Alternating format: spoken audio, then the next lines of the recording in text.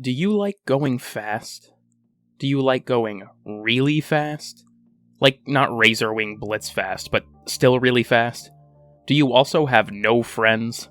Well, then look no further than this functionally useless, but very fun Zero Forma setup for Gauss, which can be pulled off completely solo.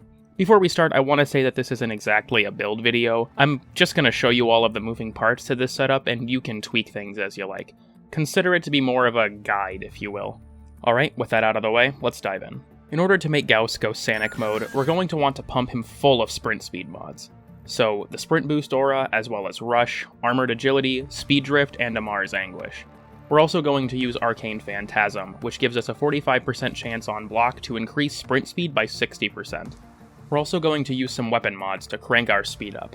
Namely, we'll be using Amalgam Serration and Dispatch Overdrive. Any other mods on our weapons are completely extraneous. I do want to point out that Amalgam Serration's sprint speed buff always applies, even if you're not holding the weapon it's equipped on. I mention this because we're also going to use Karist Prime as our melee, which has a passive 10% increase to movement speed as long as you're holding it.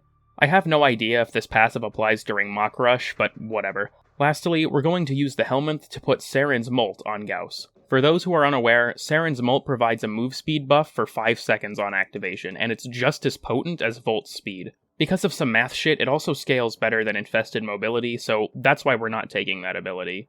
Molt is also why I have some strength mods on this build, so as to amp up the move speed bonus. Continuity and Flow are on here just to help manage energy. Alright, so now we're ready to go. Before we start things off though, I do want to put a minor spoiler warning for the new war.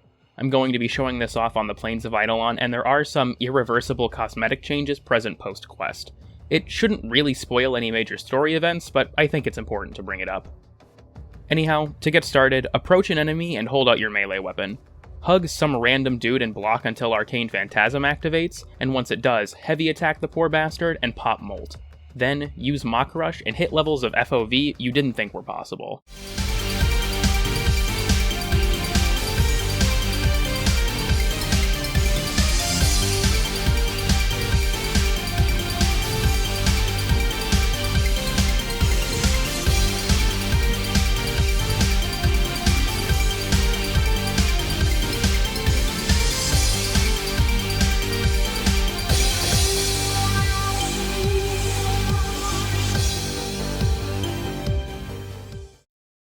I do want to mention that, as a solo setup at least, you can use Warframe Spectres to enhance this build. Namely, you could use either the Volt or the Wisp Spectre. The reason I didn't do this is because they're hella finicky, and considering that you already have to juggle Arcane Phantasm and Dispatch Overdrive, I just don't find it worth it. That, and the Spectres very often kill the very enemies you need to use to proc your speed buffs. Alright, that's the guide. If you enjoyed, feel free to like and subscribe, and ring the bell even though I never upload. Thanks for watching, and I'll see you all around. Let's be real, we all know the best speed frame is Grendel.